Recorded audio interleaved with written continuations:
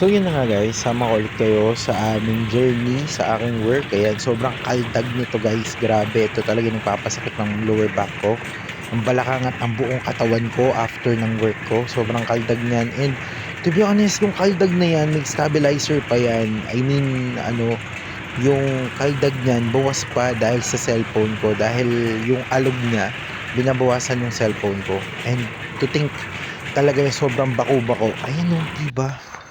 May stabilizer pa yun. And ito na nga, pumunta na nga kami sa may pinaka-work namin. Tinitignan namin kung ginagawa na ba yung ni-report namin. At sobrang saludo talaga ako sa mga takay namin. Ayan, di ba? Siya lang mag-isa kasi may sakit yung kasama niya. Pero usually mga dalawa, tatlo silang gumagawa dapat dyan. Pero sobrang bilib talaga ako kay Sir, kay Sir. Hindi ko na mabanggit yung pangalan niya. Pero yun na nga, yan yung ginawa niya. Di ba yung hinukay niya? Sobrang saludo ko. Wala akong masabi. I mean, hindi ko kayang gawin yung kayang gawin nila.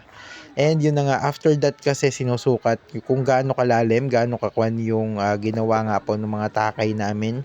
And sa nakikita ko malalim-lalim din talaga to. Pero kung minsan daw talaga lagpas tao yung hinuhukay nila. Pero yun na nga, bilib na bilib talaga ako sa takay namin. Ang galing niyang gumawa ng tubo. Ayan, so babay na. And pauwi na kami dyan. Hindi naman joke lang. Hindi kami pauwi. May pupuntahan pa kami pero yun na nga. May inutos kasi sa amin. So kailangan namin umalis agad doon. And na-validate naman na namin yung sa may gawin na yun. So titignan natin kung saan tayo pupuntang next. Pero so far yan yung view ng mga nakikita ko. At ang ganda at ang sarap talaga ng hangin dyan. I mean, 'di ba? Kahit masakit katawan, medyo nakaka-refresh. And ito na nga pinakuha sa amin yung pump. Ayan, kaso hindi rin namin nagamit, so hindi ko na na-video. So ayan pa yung ibang mga lugar na napupuntahan namin, medyo masukal, medyo walang tao, medyo nakakatakot. Huy, para may ahas. Pero yun na nga.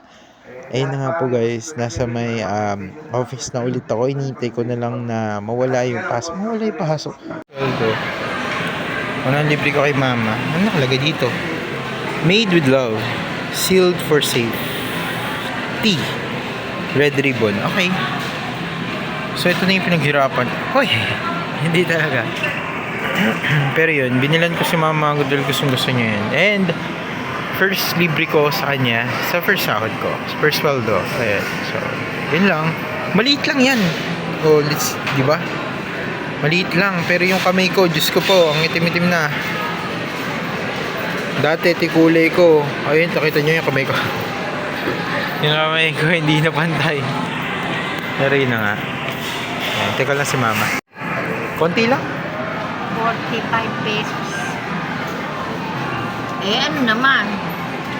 Paborito Talaga namang masarap. John? Made with love. Ay, talaga with love to. Kasi bigay ng anak ko. Eh.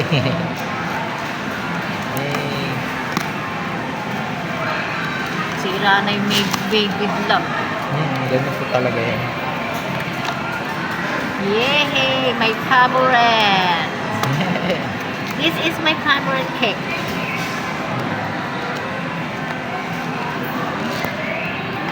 Kain na nga natin, anak. Parang ang laki sa video. Opo, ubusin naman natin. Yeah. Parang ang laki sa video. Hey, my favorite cake. Kain Oh ka my na po. God. Oh my God. Oh my God. Eh. Kinakain ba ito? Opo. Icing po yan eh. Gosh. O, diba? Brittle.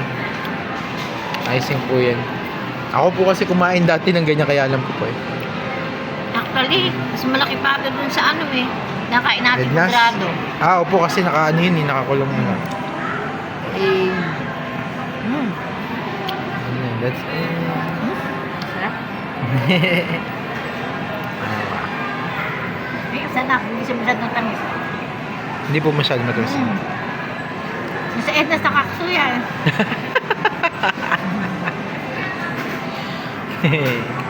Anak ko. Sige, okay naman.